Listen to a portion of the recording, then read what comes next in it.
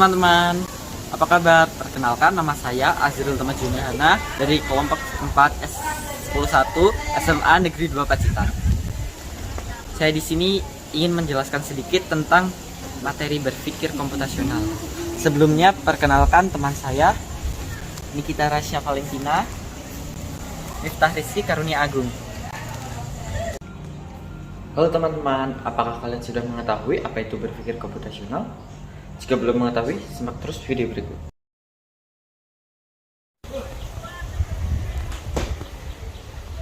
Berpikir komputasional atau dalam bahasa Inggrisnya ialah computational thinking, merupakan suatu metode untuk menyelesaikan atau menuntaskan suatu persoalan dengan menggunakan teknik komputer ataupun informatika. Berpikir komputasional dibangun dengan dasar dan batasan proses komputasi, entah itu dieksekusi oleh manusia ataupun mesin. Metode dan model komputasional memberikan kesempatan bagi kita untuk memecahkan masalah dan merangkai atau mendesain sistem yang tidak bisa kita tangani sendiri. Berpikir komputasional juga mencakup pemecahan masalah, mendesain sistem, dan memahami perilaku manusia dengan menggambar konsep berdasarkan teknologi komputer.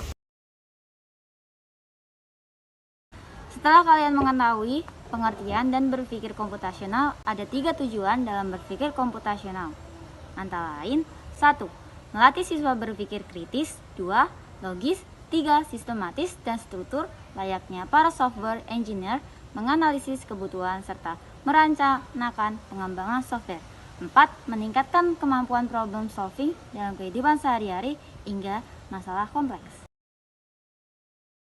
Dari tujuan tersebut, pasti sangat berpengaruh dan bermanfaat dengan kehidupan sehari-hari di era modern ini. Nah, selain tujuan, orang yang memiliki keterampilan berpikir komputasional juga memiliki karakteristik tersendiri, antara lain. 1. Berdasarkan konsep, informatika tidak hanya mempelajari tentang cara menulis kode program, melainkan diperlukan pemahaman berpikir pada beberapa tingkat abstraksi. 2. Kemampuan dasar, yaitu kemampuan yang harus dimiliki setiap orang pada zaman sekarang. 3. Berpikir komputasional memecahkan masalah dan tidak membuat orang mencoba seperti sebuah komputer. 4. Saling melengkapi dan mengkombinasi antara pemikiran sistematis dan pemikiran teknis. 5. Sebuah gagasan dan bukan sebuah benda. 6. Diperlukan bagi setiap orang dimanapun. 7. Secara intelektual menantang dan mengharuskan masalah saintifik dapat dipahami dan diselesaikan. Wah, ternyata orang yang memiliki karakteristik berpikir komputasional itu hebat ya. Benar sekali, pasti mereka yang memiliki karakteristik tersebut tidak memiliki banyak kesulitan di era modern yang saat ini, karena di era modern ini semua serba digital. Contohnya, mudahnya berkomunikasi, mobile dan fleksibel, internet lebih berkuasa daripada pulsa, mudahnya berbelanja, tidak perlu takut tersesat, cashless, seperti debit, e-money, dan kartu kredit atau dengan cara menggesek. Ngomong-ngomong, apa materinya sudah selesai? Ya, belum dong, masih ada lagi tentunya. Proporsi. Proporsi merupakan satu pernyataan melukiskan beberapa keadaan yang belum tentu benar atau salah dalam bentuk sebuah berita. Proporsi terdiri atas 4 unsur. 2 diantaranya merupakan materi pokok proporsi, sedangkan 2 yang lain sebagai hal yang menyertai. 4 unsur yang dimaksud ialah istilah sebagai objek, istilah sebagai predikat, kopula, dan kuantor. Kalimat proporsi adalah ucapan atau pernyataan yang menggambarkan beberapa keadaan yang tidak selalu benar atau salah dalam bentuk kalimat. Ada beberapa contoh kalimat proporsi, di antaranya: pertama, 1 ditambah 2 sama dengan 3. Proporsi benar, karena sudah jelas 1 ditambah 2 adalah 3. Kedua, X ditambah 7 sama dengan 10. Bukan termasuk proporsi, karena X belum ditentukan. Ketiga, 1 ditambah 4 sama dengan 7. Proporsi yang salah, karena 1 ditambah 4 adalah 5, bukan 7. Proporsi majmuk. Proporsi majmuk menjelaskan kemajmukan proporsi, anteseden dan konsekuensi yang dipadukan. Anteseden sering disebut premis, dan konsekuen disebut dengan kesimpulan. Proporsi majmuk terdiri atas 1 objek dan 2 predikat, atau bisa juga terdiri atas 2 proporsi tunggal. Contoh proporsi kalimat majemuk antara lain: A. Bayam merupakan tanaman sayuran sekaligus obat alami penurun darah tinggi. Subjek: ayam. Predikat: sayuran dan obat alami penurun darah tinggi. B. Anteseden.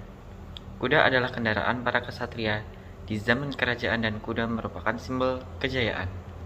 Menjadi konsekuen, kuda adalah kendaraan para kesatria di zaman kerajaan dan simbol kejayaan. C. Jika Sinta rajin belajar, maka ia lulus ujian dan mendapatkan hadiah istimewa. A. Sinta rajin belajar. B. Sinta lulus ujian. C. Sinta mendapat hadiah. Negasi.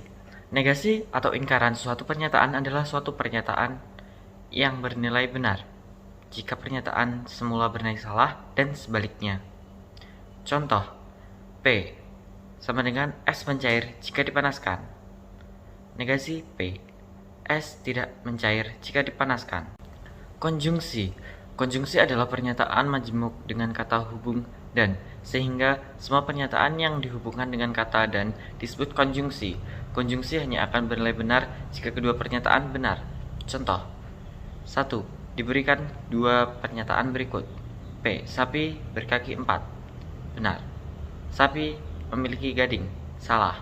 Kalimat konjungsinya yaitu sapi berkaki 4 dan memiliki gading. 2.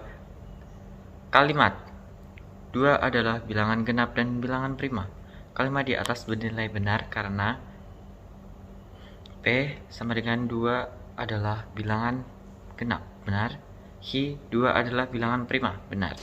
Dikarenakan keduanya bernilai benar, maka dipastikan di atas bernilai benar. Disjungsi. Disjungsi adalah pernyataan majemuk dengan kata penghubung atau, sehingga semua pernyataan yang dihubungkan dengan kata atau disebut disjungsi. Konjungsi hanya akan bernilai salah jika kedua pernyataan salah. Contoh: 1. Diberikan dua pernyataan berikut.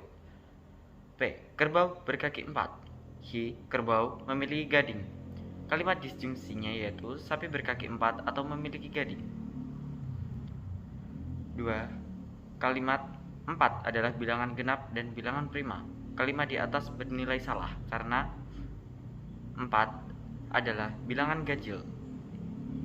4 adalah bilangan prima. Dikarenakan keduanya bernilai salah, maka dipastikan di atas bernilai salah. Implikasi. Implikasi adalah pernyataan majemuk dengan kata penghubung jika ... maka ...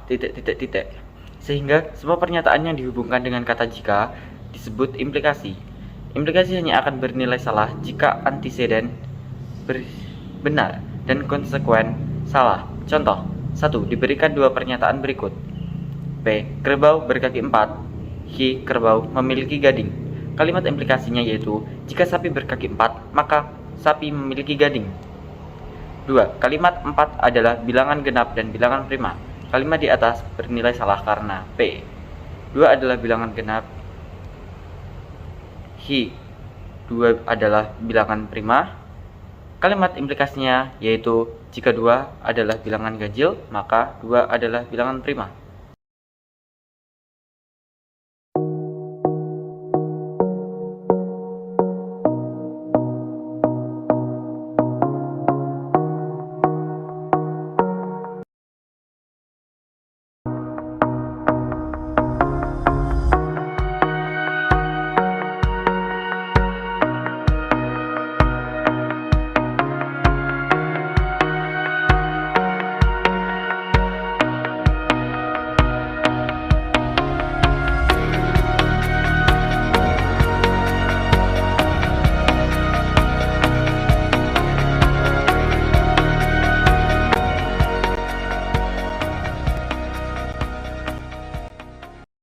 Sampai di sini materi kita, semoga menjadi ilmu yang bermanfaat. Saya Azril Tamajun Johana mengucapkan terima kasih sudah menonton video ini dan sampai jumpa di video selanjutnya.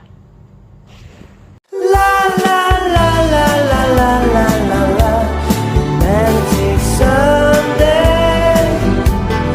La la la la la la la la la You're so beautiful and shining there. 바람을 달고 달콤한 휘파람 소리